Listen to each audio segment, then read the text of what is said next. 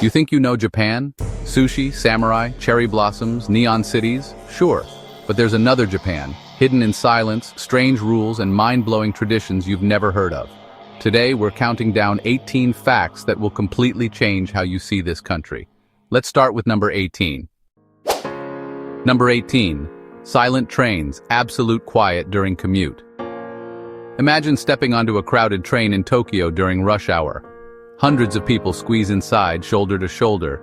Yet the first thing you notice is silence. No loud chatter, no phone calls, no music blasting from headphones, just the faint hum of the train gliding on the tracks. In Japan, talking on the phone inside trains is forbidden. Even casual conversations are kept to a whisper, especially during the morning commute. For outsiders, this can feel almost eerie, like being part of a silent performance where everyone knows the rules without being told. Why is it like this? In Japanese culture, public space is shared space. Making noise is seen as disturbing others, and silence is a sign of respect. Compare this to subways in New York, London, or Bangkok, where noise, laughter, and phone calls fill the air. Japan's trains feel like another world. Tourists often describe the experience as surreal, packed to the brim, yet calmer than an empty station elsewhere. So next time you ride a Japanese train, remember, silence isn't just golden here. It's the rule. Number 17. Train pushers, Oshiya. If you think your morning commute is bad, wait until you see what happens in Tokyo. During rush hour, trains are so packed that the city actually hires staff whose sole job is to push people inside. These men are called Oshiya, literally pushers. Dressed in crisp uniforms and white gloves, Oshiya stand on the platform as the train fills to capacity. When the doors can't close because of too many passengers, they step in. Quite literally. They press, push, and gently shove commuters deeper into the car until every inch of space is used, and only then do the doors slide shut. For first-time visitors, it's a shocking sight. You'll see briefcases squashed, jackets wrinkled, and people packed so tightly they can't even raise their arms. And yet, remarkably, there's no chaos. Why does Japan need Oshiya? The sheer number of commuters. Millions rely on trains daily, and Tokyo's stations are among the busiest in the world. Without Oshiya, the entire system would grind to a halt. It's one of those uniquely Japanese solutions, disciplined, efficient, and slightly unbelievable. In most countries, this would cause outrage. In Tokyo, it's rush hour as usual. Number 16. Karoshi, death by overwork. In Japan, hard work isn't just admired, it's expected. But sometimes that dedication crosses a dangerous line. There's even a word for it, karoshi, guolaosi, which means death by overwork. The term first appeared in the 1970s, when reports surfaced of young, seemingly healthy employees suddenly dying from strokes or heart attacks linked to extreme stress and exhaustion. Today, hundreds of karoshi cases are officially recognized every year, though experts believe the real number is much higher. Some workers clock more than 150 hours of overtime in a single month. That's like working an extra full-time job on top of your normal one. Sleep deprivation, relentless deadlines, and the cultural pressure to never leave before your boss all contribute to the crisis. The tragedies have forced Japan to confront a painful truth. Productivity comes at a deadly cost. In response, companies and the government have tried reforms, encouraging employees to take time off, limiting overtime hours. Still, change is slow. Many Japanese people continue to push themselves to the limit, caught between loyalty to their companies and the need for balance. Karoshi remains one of Japan's darkest social issues. Number 15. No tipping, it's rude. In many countries, leaving a tip is seen as a way to say thank you for good service. But in Japan, it's the exact opposite. Here, tipping isn't just unnecessary, it's actually considered rude. Whether you're in a restaurant, a bar, or even taking a taxi, if you try to leave extra money, chances are the staff will politely refuse it. Some may even chase after you to return the coins or bills. Why? Because in Japanese culture, good service isn't treated as something extra that deserves a bonus. It's simply the standard. Staff take pride in doing their job well, and the respect they show you is part of their professional responsibility, not something you need to reward with money. In fact, offering a tip can be misunderstood as insulting, as if you're suggesting that the person isn't normally expected to give their best effort, or that they need charity.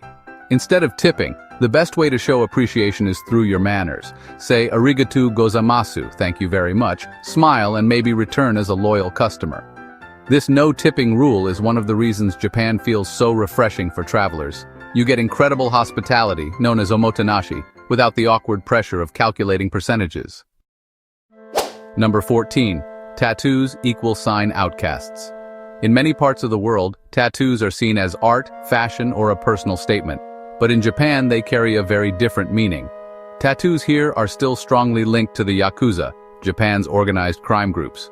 For decades, full-body tattoos were their trademark, a symbol of loyalty and toughness. Even today, having visible tattoos can get you banned from public places. Many onsen, hot spring baths, gyms, swimming pools, and even some beaches have strict no tattoo rules. It doesn't matter if it's a small flower on your wrist or a giant dragon across your back. The policy is the same. Foreign visitors are often surprised. Imagine showing up at a relaxing hot spring after a long trip, only to be refused entry because of a tiny tattoo.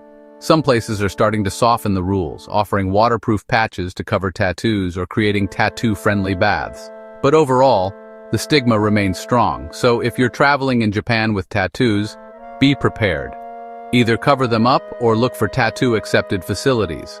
Otherwise, you may find yourself treated like an outsider, just like the Yakuza once were. Number 13. The haunted numbers 4 and 9. In Japan, numbers aren't just digits, they carry powerful cultural meanings. And two numbers in particular are considered deeply unlucky, 4 and 9. Why? It comes down to how they sound. The Japanese word for 4, sure, is pronounced the same as the word for death. Meanwhile, 9, Q, sounds almost identical to the word for suffering or torture. Because of these associations, both numbers are avoided in everyday life, much like the number 13 in Western cultures. You'll notice this most clearly in hospitals, hotels, and even apartment buildings. Entire floors with these numbers are skipped, so you might see a hospital go directly from floor 3 to floor 5, or rooms jump from 208 to 210 with no 209 in between. It doesn't stop there. Gifts are also affected. Giving someone a set of 4 items, whether dishes, flowers, or towels, would be considered bad luck, almost like wishing harm on them. This belief is so strong that even modern businesses respect it, despite Japan's reputation for being logical and high-tech. It's a reminder that, in Japanese culture, tradition and superstition still quietly shape daily life, even in the age of robots and bullet trains. Number 12. The gift-giving minefield. In Japan, a gift is never just a gift. It's a message. And if you're not careful, you might send the wrong one. For example, giving someone a comb might seem harmless, but in Japanese, the word for comb, kushi, contains the sounds ku, suffering, and shai, death. Put together, it's like wishing pain and death upon the receiver. Definitely not the kind of thank you note you want to send. Flowers can also be tricky. While they're beautiful, certain kinds carry heavy symbolism. Chrysanthemums, for instance, are strongly linked to funerals and mourning. Bringing them as a cheerful present would feel more like a dark omen than a kind gesture. Numbers matter too. A set of 4 items is considered extremely unlucky, since 4 sounds the same as death. So gifting someone 4 cups, plates, or towels could unintentionally feel like you're sending them to the grave. That's why gifts usually come in sets of 3, 5, or another safe number. Because of these hidden meanings, Japanese gift-giving is sometimes called a minefield. You have to watch every step. The act of wrapping and presenting the gift is just as important as the gift itself, with the focus placed on thoughtfulness, respect, and avoiding anything that might bring misfortune. It shows how deeply Japanese culture blends politeness, symbolism, and superstition, making even the simple act of giving a present a carefully considered ritual. Number 11. Extreme toilet technology. When you think of everyday necessities, a toilet probably doesn't top the list of things that can impress you. Yet in Japan, this simple fixture has been transformed into a showcase of innovation. Walking into a restroom can feel like stepping into the future, with features that surprise first-time visitors and delight regular users. One of the most striking aspects is comfort. Many toilets come with heated seats that automatically warm up in the colder months, making a winter bathroom trip unexpectedly pleasant. Built-in bidets are another standard feature, allowing users to adjust the water temperature, strength, and even direction with precise control. This level of customization ensures both hygiene and comfort, far beyond what most people expect. Noise is another detail that Japanese designers consider important. To mask any embarrassing sounds, many toilets have a privacy button that plays running water or soft music. Some even come equipped with automatic deodorizing systems, ensuring the room always feels fresh. The lid may also open and close on its own, using motion sensors that respond to your presence. All of this high-tech engineering reflects Japan's broader culture of attention to detail and respect for others. A toilet there is not just about utility, but about creating a more comfortable and considerate experience. For visitors, the first encounter with these futuristic devices often leaves a lasting memory, sometimes just as surprising as Japan's temples or neon cityscapes. Number 10. Love hotels, billion-dollar industry. Japan's love hotels are a phenomenon that mixes privacy, creativity, and business on a massive scale. With more than 30,000 across the country, they're not just about romance. They're part of a billion-dollar industry that caters to a wide range of needs. Originally created to give couples a discreet place to meet, these hotels have evolved into a unique cultural experience that even curious tourists sometimes explore. What makes them stand out are the themed rooms. You can walk into one styled like a jungle adventure, a medieval castle, or even a Hello Kitty fantasy suite. Some are playful and quirky, others luxurious with round beds, mirrored ceilings, and private jacuzzis. The variety is endless, designed to spark curiosity and add fun to what could otherwise be just another hotel stay. But beyond fantasy, love hotels also serve a practical purpose. In crowded cities where many young people live with their families, having private space can be difficult. These hotels provide a discreet and affordable solution, often bookable by the hour or overnight. For many, they're simply a convenient escape from daily life. Today, love hotels are firmly embedded in Japanese culture. They reflect not just the country's openness toward intimacy, but also its talent for turning even the most private needs into creative, well-organized businesses. For visitors, they remain one of Japan's most surprising and intriguing industries. We're getting closer to the most unbelievable fact of all. But first, number 9 might shock you with how far tradition still goes in modern Japan.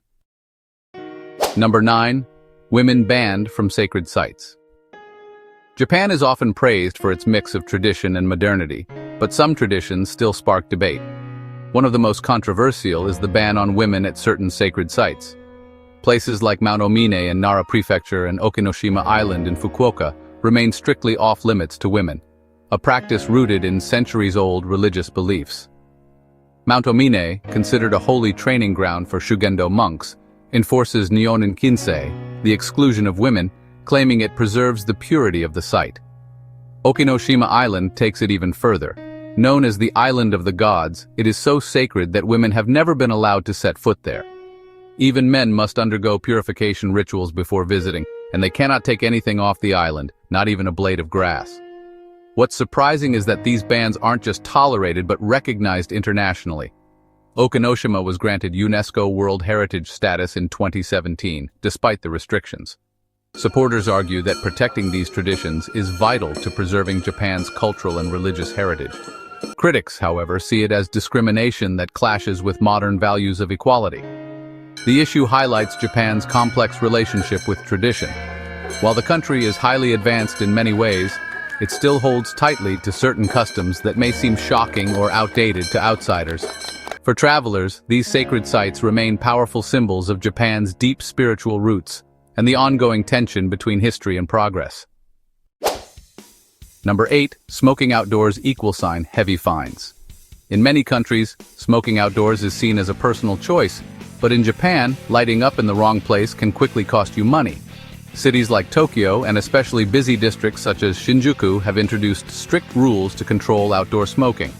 If you're caught with a cigarette outside the designated smoking areas, you can be fined 2,000 yen on the spot, roughly $15 US.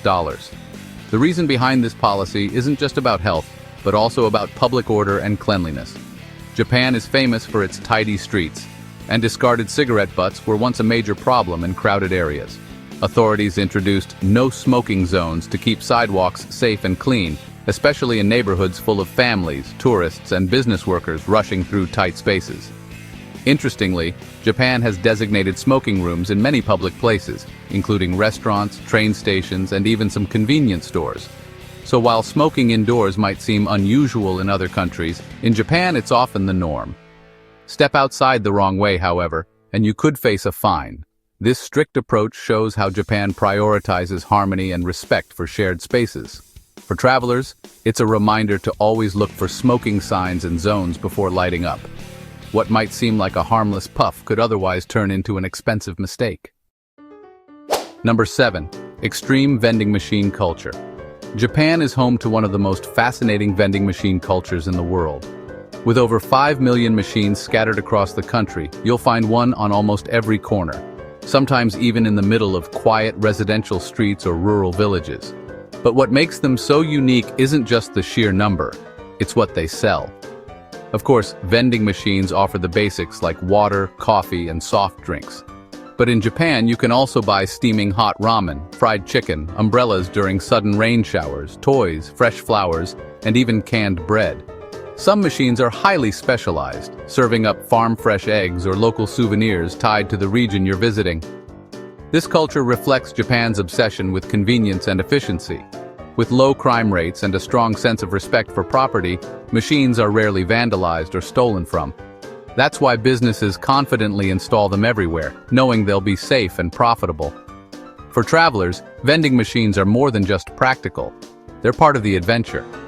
Imagine grabbing a hot can of coffee on a cold winter night or picking up a surprise capsule toy while waiting for your train.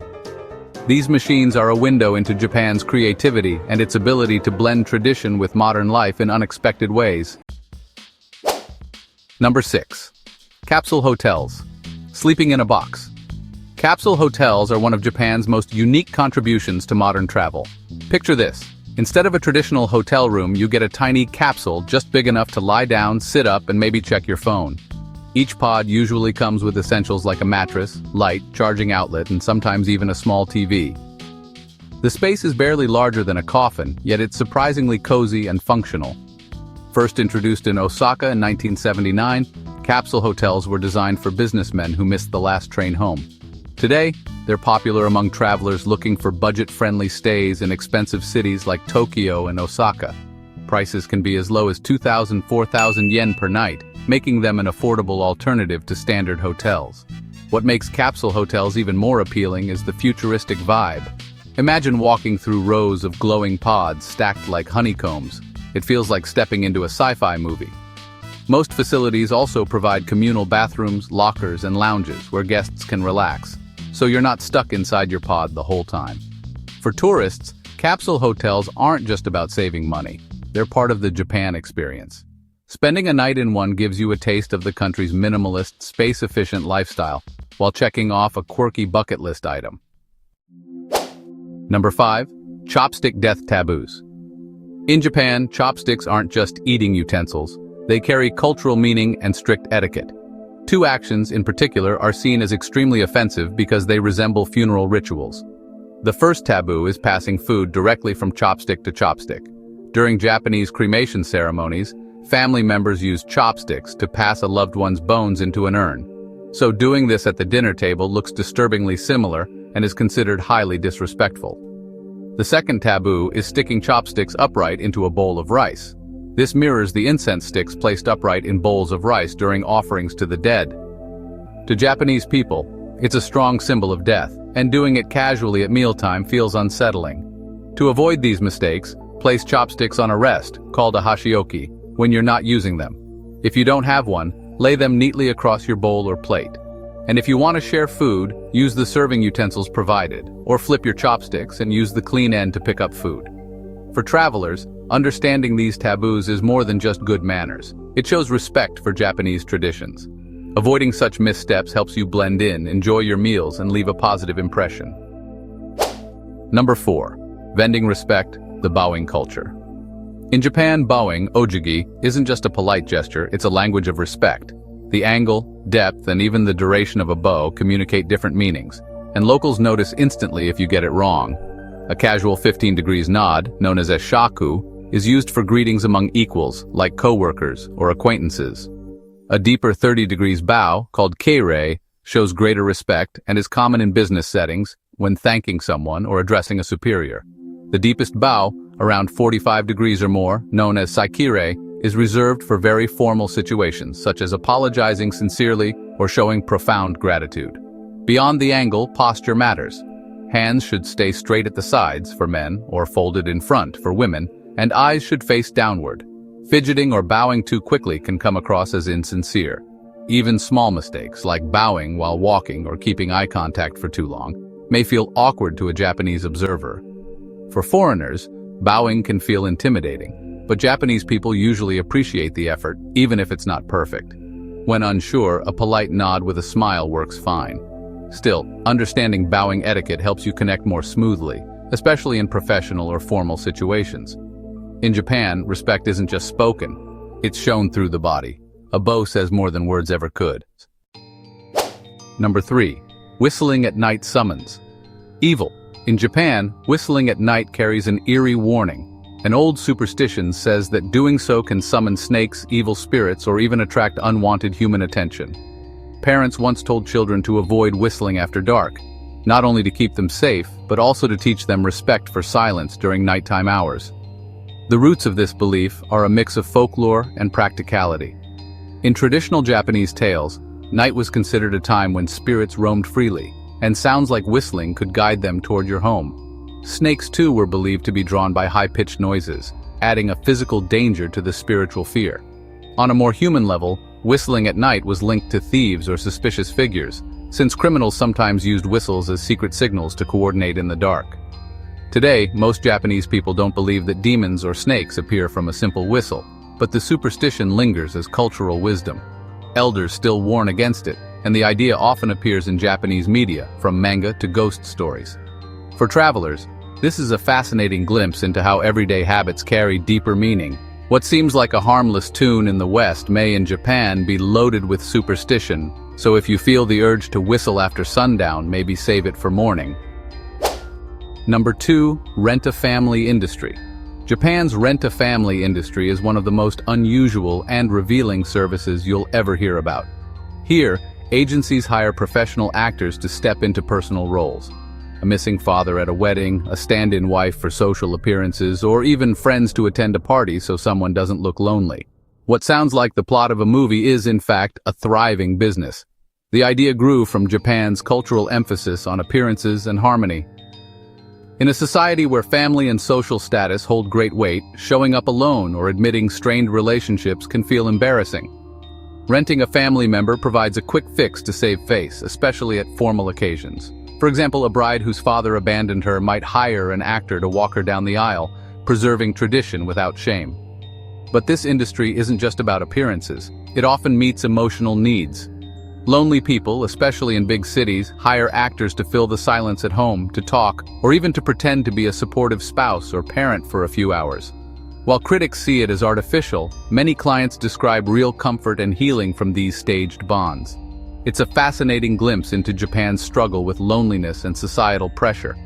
For outsiders, it may feel strange, but in Japan, renting a family member can be both a survival strategy and an emotional lifeline. Number 1. Respect rules everything. In Japan, respect isn't just polite behavior, it's the foundation of the entire culture. From the way people speak to how they stand on a train, every action is shaped by a deep sense of harmony and consideration for others. The Japanese even have a word for this social balance: wa. Breaking it is seen as one of the biggest taboos you can commit. Respect shows up everywhere. Language itself has multiple levels of politeness, and choosing the wrong form when addressing someone older or of higher status is instantly noticed. In public spaces, silence is valued. Phones are kept on vibrate, conversations are quiet, and eating while walking is frowned upon, all to avoid disturbing others. Even something as small as handing over money is done with both hands, a gesture that signals humility and gratitude. But respect isn't only about following rules, it's about maintaining invisible bonds.